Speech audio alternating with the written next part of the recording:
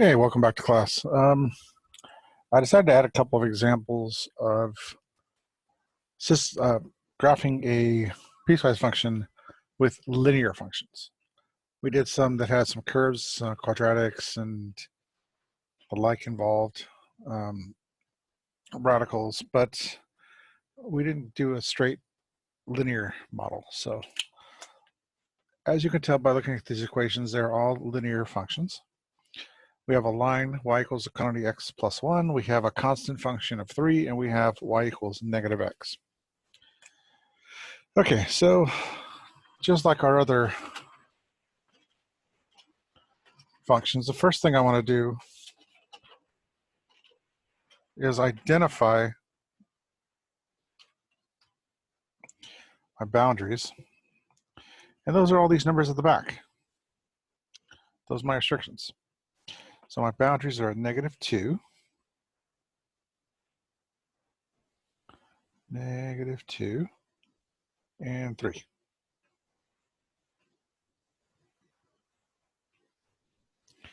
Again, these are not asymptotes.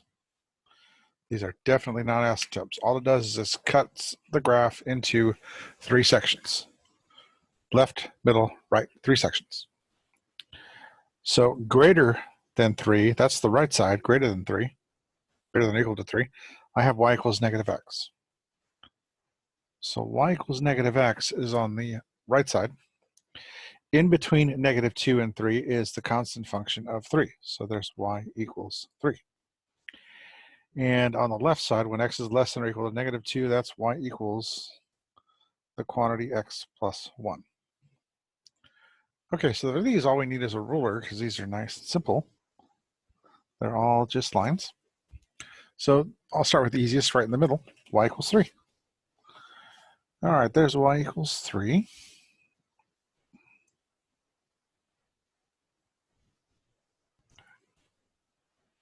Okay. And you'll notice when I drew the line, I stopped just short of the boundaries. That's because I need to figure out what's going to happen at those boundaries, and that this is what tells me what happens. All right, so I have less than and less than. That means I have open circles at both of these. So open circle, open circle. All right. Let's go ahead and do the right side. X is less than, or y is negative x. Y is negative x, the y-intercept is at 0, so you would start here at the origin at 0, 0, and the slope is -1. So from 0, 0, I'd go up 1, left 1, up 1, left 1. So let me just line it up so I could see that slope. Up 1, left 1, up 1, left 1, that's right. Okay, now this graph only exists when x is greater than 3. So greater than 3, that's this side, all the way to the end of the graph. And this is x is greater than or equal, so on that boundary line, it's going to be a solid dot. All right. On the left side, I have y equals the quantity x plus 1. So now I have a y-intercept of 1 and a slope of 1. So the y-intercept of 1 and slope up 1, right 1, up 1, right 1. So again, I want to line that up. Up 1, right 1. That looks good. Okay, from the boundary, left side, because this exists when x is less than -2, and it's less than or equal, looking at the boundary, less than or equal to -2. So solid dot right there. There's obviously a break between these two functions. You know, now that I think about it, when I looked at the last example, I don't think we had any examples where these met. It is possible for these to meet. And I want to explain something to you. Let's say, for example, maybe I had a horizontal function with 2 open circles on the end. And then on the other end, maybe there was a quadratic function. So let's say, for example, right here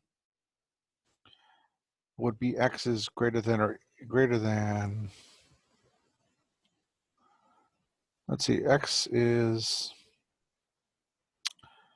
let's say greater than or equal to 5. We'll call that 5. And I don't know, for one of these functions, let's say we just have y equals the square root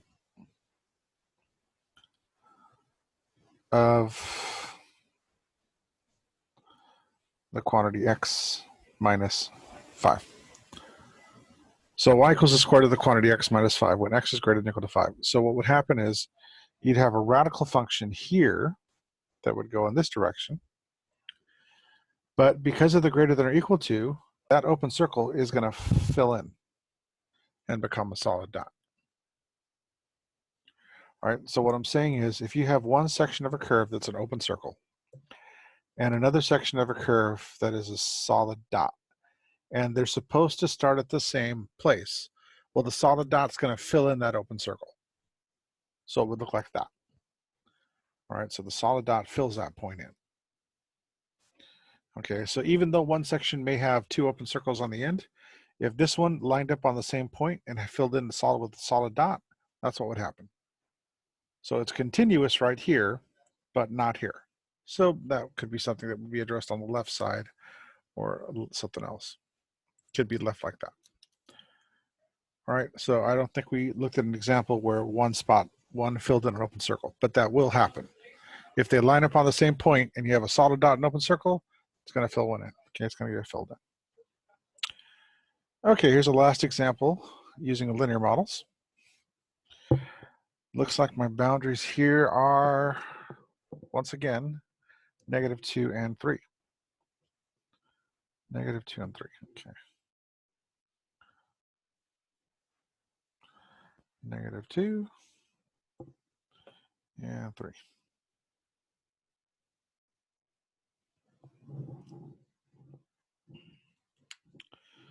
All right.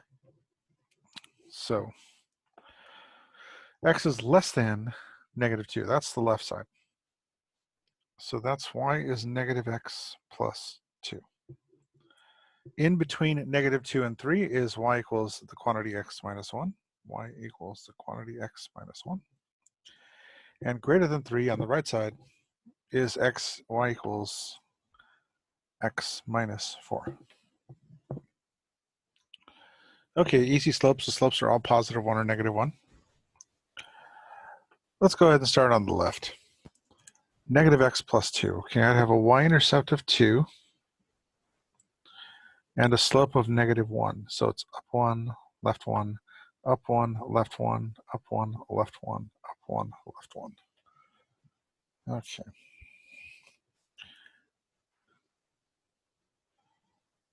All right, that looks like it lines up right there. Okay.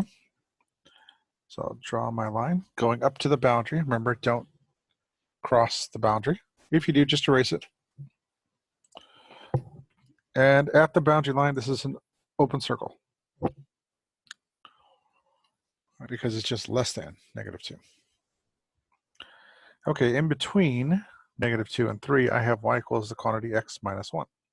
So the y-intercept is at -1, and the slope is +1. So it's up 1, right 1, up 1, right 1, up 1, right 1. Okay, so I gotta line those points up. Make sure you're doing this with a ruler or a straight edge. Just take the time to show that you care about your work and use a ruler, use a straight edge. Use your ID card. Take a piece of paper and fold it a few times. That'll create a straight edge. Just make sure your lines are straight. These are linear. Okay. All right, at -2, we have a solid dot because that's less than or equal to. So here's the solid dot at -2. And at 3, at the boundary of 3, open circle. All right, last part. Y equals the quantity x minus 4 when x is greater than or equal to 3. Okay, so quantity x minus 4. This has a y-intercept of -4. So it starts down here. And it has a slope of 1. So it's up 1, right one, up one, right one, right one, right one, right one, right one. Notice I'm really making the dots kind of big out here. Right here, they're real small. There's a reason for that. There are certain functions where you could wind up looking like this. We have a constant function with a hole in it, and then there's a dot somewhere else where there's a point that exists only at, for example, 4 or something like that. So that's why I'm making small dots on the inside of those boundary lines, but where my graph actually goes, I'm using larger dots, larger points. Okay. So you can see those two lines are parallel. Why is that? Well, they have the same slope. Okay. At 3, we have greater than or equal to. So that should be a solid dot. All right, that was the last example by hand. Let me remind you how to do this with Desmos, because we could always do this with Desmos. Just let's make sure. All right, so I'm going to share my screen with you, and I'm going to switch over to Desmos.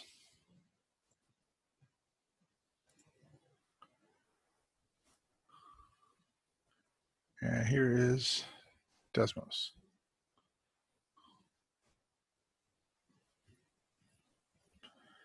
All right. I don't like the way it's spaced out, so I'm going to go like that. So I just zoomed in so that all I have is everything goes by 1. All right, so our piecewise function. Let's just do the very last one we did.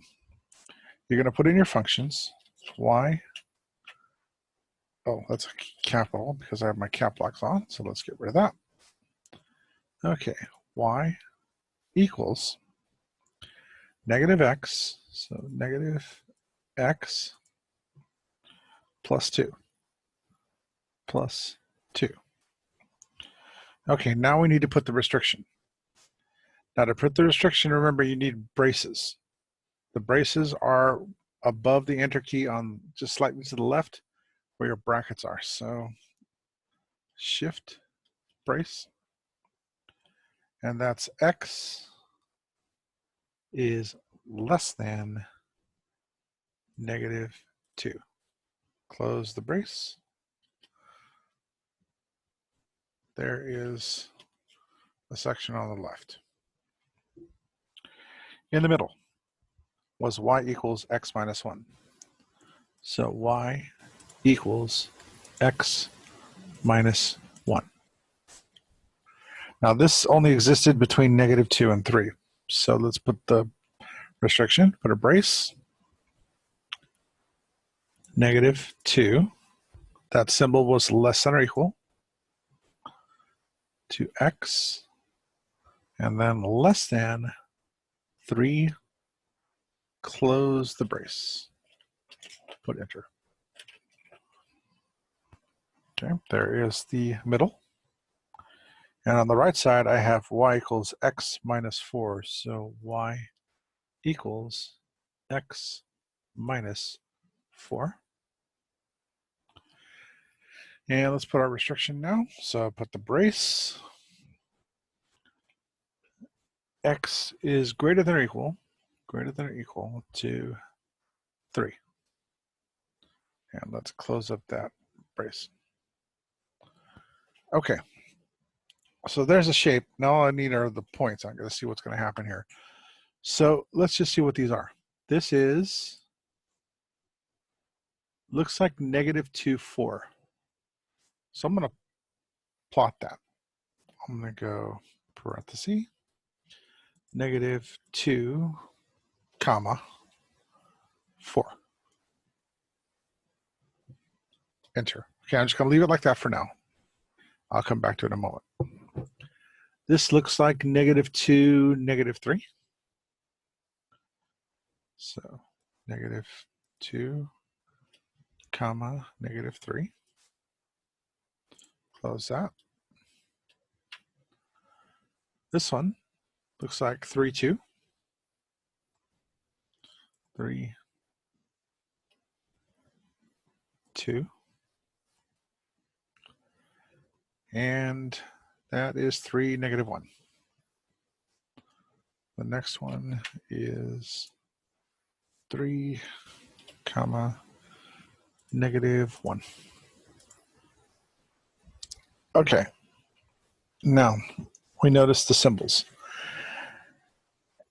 For this function on the left, the red one had -2, open circle. So let's hit my little, let's put enter first. So now all the points are there. Press the little gear. And let's just change the color. Let's make them all black. Change in the color. So they all stand out. It's good that the curves are in different colors because that tells me which curve belongs to which equation.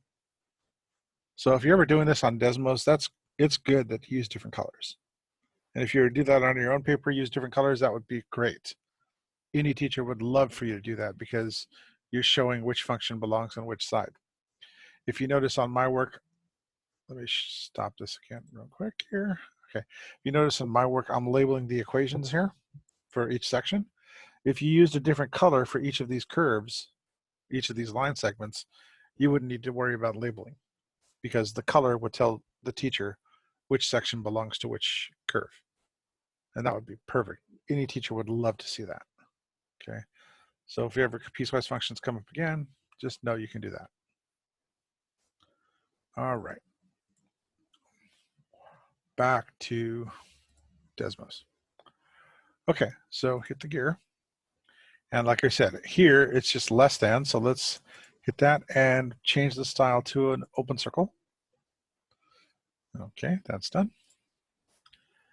And at the blue section, the little one inside, at -2, it's solid dot, and at 3, it's an open circle.